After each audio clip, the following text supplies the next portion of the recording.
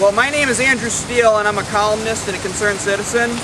I'm also a signer of Architects and Engineers for 9/11 Truth petition demanding a new investigation of the destruction of the 3 World Trade Center high-rises. We now have 1,270 architect and engineer petition signers and almost 9,300 others.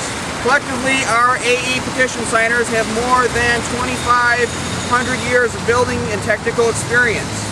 This press conference is being given by our petition signers and supporters today in 65 locations around the world, including 30 states and 4 countries, with our founder, Richard Gage, AIA, making a similar announcement at the National Press Club in Washington, D.C.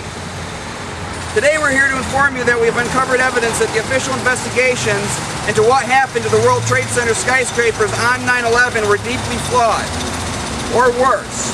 The scientific forensic facts we have discovered have troubling implications. For example, a technologically advanced, highly energetic material has been discovered in the World Trade Center dust from the 9/11 catastrophe. This follows the discovery by the United States Geological Survey and others of high concentrations of unusual iron-rich microspheres in the World Trade Center dust. These microspheres can only have been formed during the destruction of the World Trade Center at temperatures far higher than can be explained by the jet fuel and office fires. Those fires, we are told, by engineers employed by NIST, the National Institute of Standards and Technology, were allegedly the cause of the World Trade Center's destruction.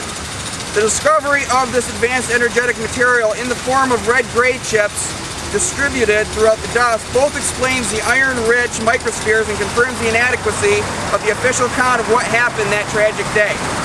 Even before the microspheres and red-gray chips had been identified and brought to our attention, we are deeply concerned about the other aspects of the destruction of these iconic buildings and how they were investigated.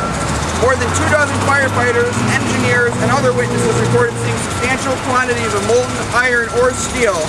A mixture called thermite, consisting of pulverized iron oxide and aluminum, can generate temperatures above 4,000 degrees Fahrenheit, far more than is needed to melt iron or steel, which melts at about 2,750 degrees Fahrenheit. The energetic material that was found in the World Trade Center dust by an international team of scientists led by Niels Harrit of the University of Copenhagen in Denmark, and reported in the peer-reviewed Open Journal of Chemical Physics. It consists of nano-engineered iron oxide and aluminum particles 1,000th the size of a human hair embedded in another substance consisting of carbon, oxygen, and silicone.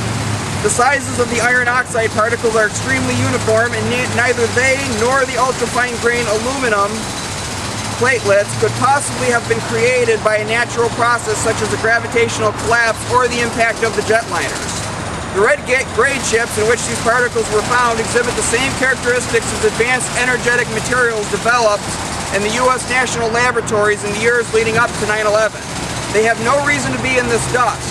Given all the horrific costs in human lives, lost civil liberties, and trillions of tax dollars spent in response to the official account of 9/11, there can be no more urgent need for our country and the world to find out who put those materials in the World Trade Center and why.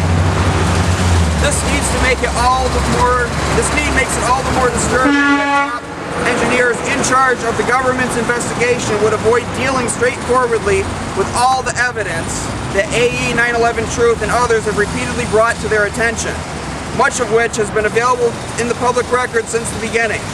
John Gross, NIST co-project leader, has denied the existence of, or even any reports of, molten iron or steel at the World Trade Center. They stopped their analysis of the tower's complete and highly energetic destruction at the very point when the destruction began. And they have dismissed or avoided serious analysis of the additional evidence with which we are concerned, such as both twin towers were completely dismembered and destroyed in 10 to 14 seconds. For this to happen, all 47 of their massive core columns, as well as a large fraction of their external columns, would have to have been severed with explosives beforehand. More than 100 first responders reported hearing explosions and seeing flashes of light at the onset of the destruction. Light flashes indicate explosive detonations. Multi-ton steel perimeter wall sections were ejected laterally at 60 miles per hour to a distance of 600 feet. That speed and distance indicates that high-pressure explosion initiated the ejection. 90,000 tons of concrete and metal decking were pulverized in midair, again indicating explosions. World Trade Center 7, a 47-story building which was not hit by an aircraft, came down in pure free-fall acceleration for more than 100 feet, a significant fact that NIST Shyam Sundar was forced to admit after being presented with our research. Yet NIST has failed to review or acknowledge the obvious implications of this fact, which is that columns must have been explosively severed within fractions of a second of each other. There are other errors and omissions in the NIST official report. NIST overstated the severity and duration of the fires in all three skyscrapers, apparently in order to more credibly attribute the destruction to fires, yet without exaggerating them enough to account for molten iron or steel. NIST and FEMA did not follow the National Fire Protection Association's standard procedures for fire and explosion investigations and test building debris for explosive residues. NIST did not test for explosives when explosive demolition was the more likely hypothesis. NIST's animated computer model of Building 7's destruction, showing the outer walls crumbling inward like a piece of foil, bears no resemblance to the actual collapse as seen in the video. NIST claims that the falling section of each of the twin towers above the jetliner impact zones crushed the intact lower section, but video analysis reveals clearly that the upper sections disintegrated in waves of explosions prior to any crushing of the lower sections. This indicates that the top sections could not have been the cause of the destruction of the lower sections. NIST's technical analysis into the Twin Towers collapse stops at the initiation of collapse. There is no technical analysis of the structural behavior of the building during the collapse itself. In response to a request for correction on this matter, NIST acknowledged that they were unable to provide a full explanation of total collapse. There is much more, but I'll stop here. I urge you to go to our website for more information, including comments by our members on the problems with the official investigation. At this point, we are calling for Attorney General Eric Holder to ask a federal grand jury to begin an investigation of those responsible for the NIST report, including NIST leader Shyam Sundar and COA project leader John Gross. We'd like any and all reporters who will be covering the story to know that architects and engineers for 9/11 Truth are here to give you any technical support you need. Detailed information is available on our DVD, 9/11 Blueprint for Truth, The Architecture of Destruction, which is available on our website, ae911truth.org.